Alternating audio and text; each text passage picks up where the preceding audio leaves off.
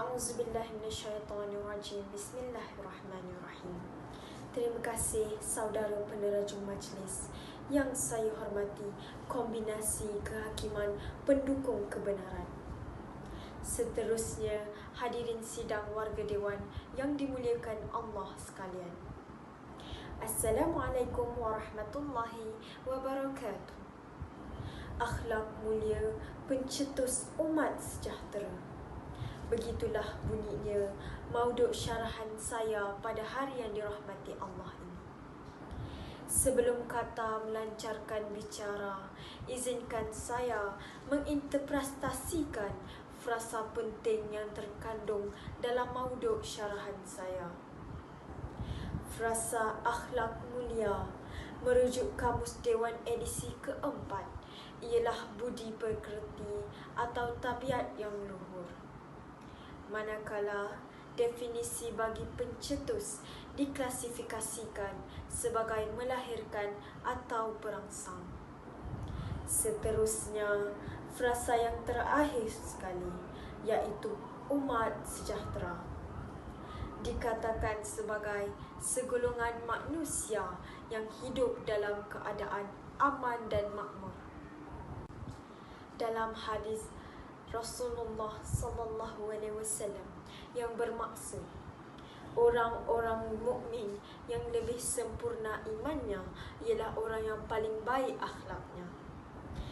Hadis riwayat Al-Tirmizi dapat kita lihat kaitan yang erat antara iman dan akhlak. Rasulullah SAW menyatakan bahawa orang yang mempunyai kesempurnaan akidah dan iman ialah orang yang mempunyai akhlak yang baik. Rasulullah sendiri mempunyai akhlak dan budi pekerti yang tinggi sehingga mampu menjadi contoh, tauladan dan qudwah hasanah kepada seluruh umat Islam. Dan hadirat yang budiman, menelusuri kata kunci saya yang pertama, iaitu akhlak mulia pencetus umat yang sejahtera. Dengan akhlak yang mulia, manusia mengetahui hala tujuan dan tugasnya di atas muka bumi ini. Allah telah menciptakan seluruh alam ini dan Dia tidak akan menciptakan tanpa sebab dan tujuan. Begitu juga umat yang diciptakan oleh Allah untuk menggalas dua tugas utama, iaitu sebagai hambanya dan khalifah di atas muka bumi ini. Firman Allah dalam surah Al-Baqarah ayat 30 yang bermaksud, tidaklah aku menciptakan jin dan manusia kecuali untuk beribadah kepadaku. Oleh itu, kita sebagai manusia haruslah melaksanakan segala perintah Allah dan meninggalkan larangannya. Jika manusia tidak mengabaikan apa yang disuruh, pasti dapat menciptakan umat sejahtera dan jauh daripada akhlak mazmumah. Hadirin hadirat yang dihormati Allah sekalian. Seterusnya, kata kunci saya yang kedua adalah kekuatan akidah memainkan peranan penting dalam membentuk umat yang berakhlak mahmudah. Menurut Ibnu Mishkawat Al-Tusigdan Al-Ghazali meyakini sekiranya keadaan jiwa itu tidak tenang dan berserabut, ia akan menghasilkan tindakan luaran yang janggal dan tidak bermoral. Sebaliknya, jika jiwa seseorang itu tenang dan sihat, ia akan menghasilkan tindakan luaran yang bermoral. Oleh itu, jiwalah yang perlu dididik dengan sebaik-baiknya untuk mencapai akhlak yang terpuji dengan kekuatan tauhid dan akidah. Manusia akan merasa persamaan antara manusia di hadapan Allah SWT.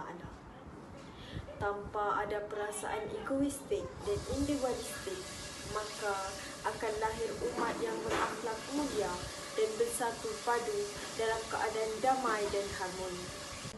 Sidang Dewan sekalian, huraian saya yang ketiga iaitu umat yang berakhlak mahmudah, mengetahui sifat-sifat Tuhan. Justru dia akan berusaha bersungguh-sungguh menurut kekuatannya sebagai seorang manusia supaya dapat meneladani sifat-sifat Allah Subhanahu Wa Taala. Allah itu Maha Pengampun dan Penyayang, lalu dia berusaha supaya mempunyai sifat santun dan penyayang. Begitulah jua dengan sifat-sifat Allah yang dapat diketahui dalam Al-Quran dan Hadis. Maka umat yang beriman akan meyakini bahawa dalam dirinya terdapat sifat-sifat kesempurnaan yang baik yang mampu ditunjulkan melalui akhlak mahmudah. Hadirin sekalian, hujah saya yang keempat ialah umat yang mempunyai akhlak yang luhur dan terpuji akan sentiasa mencontohi peribadi dan akhlak Rasulullah sallallahu alaihi wasallam. Firman Allah yang bermaksud, sesungguhnya Rasulullah itu menjadi contoh tauladan yang baik bagi kamu, daripada surah Al-Ahzab ayat 21. Peribadi Rasulullah merupakan contoh yang baik kepada sekalian umat manusia. Hal ini kerana sebagai Nabi dan utusan Tuhan, baginda merupakan orang yang paling mengetahui tentang agama yang dibawanya, iaitu Islam. Dan bagindalah yang paling sempurna mengamalkan ajaran Islam.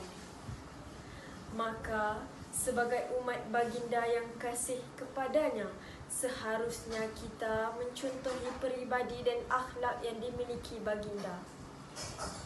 Kemuliaan dan keluhuran akhlak baginda tidak sahaja diakui oleh manusia sehingga baginda diberi julukan Al-Amin.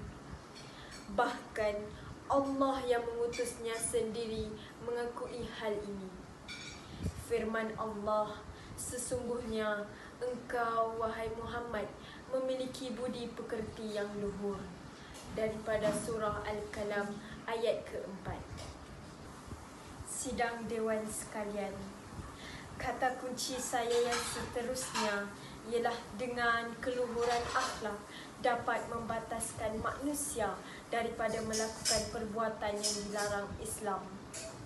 Selain itu, dengan berakhlak mulia dapat membataskan manusia daripada mengikut hawa nafsu, terus-terusan mengajak mereka berakhlak dengan akhlak mazmumah.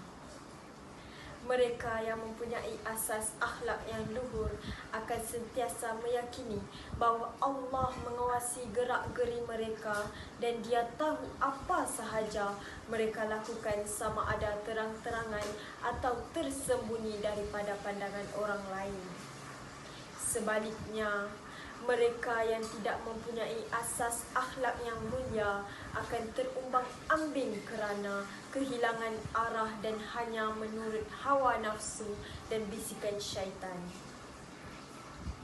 Malangnya, mereka alpa bahawa keseronokan duniawi hanyalah sementara. Hadirin hadirat sekalian, huraian saya yang keenam, iaitu yang terakhir sekali, ialah dengan keluhuran akhlak dan akidah yang utuh, sistem moral atau ideologi ciptaan manusia secara automatiknya tertolak. Manusia yang mempunyai akhlak yang luhur dan akidah yang utuh tidak akan terpengaruh dengan slogan anti-agama atau anti-wahyu yang akan menciptakan umat yang huru-hara dan hidup tanpa landasan undang-undang dan batasan.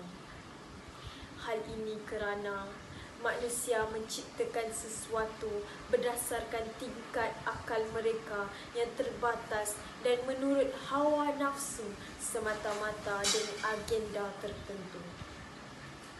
Namun, sistem moral dan akhlak yang diciptakan Allah yang menciptakan manusia adalah lengkap dan universal. Malahan, sistem moral dan akhlaknya menepati fitrah manusia itu sendiri. Muslimin muslimat yang dihormati Allah, konklusinya, jelaslah kepada kita bahawa akhlak mulia pencetus umat sejahtera.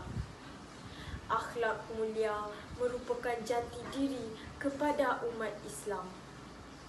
Dalam konteks negara kita yang sedang berjuang untuk lahir sebagai sebuah negara maju bersandarkan modal insan yang cemerlang, kita perlu mengorak langkah sedaya upaya untuk kembali menghayati dengan setepatnya pelajaran agama dari segenap sudut, terutama pencetus umat sejahtera iaitu akhlak mulia. Sekian, terima kasih.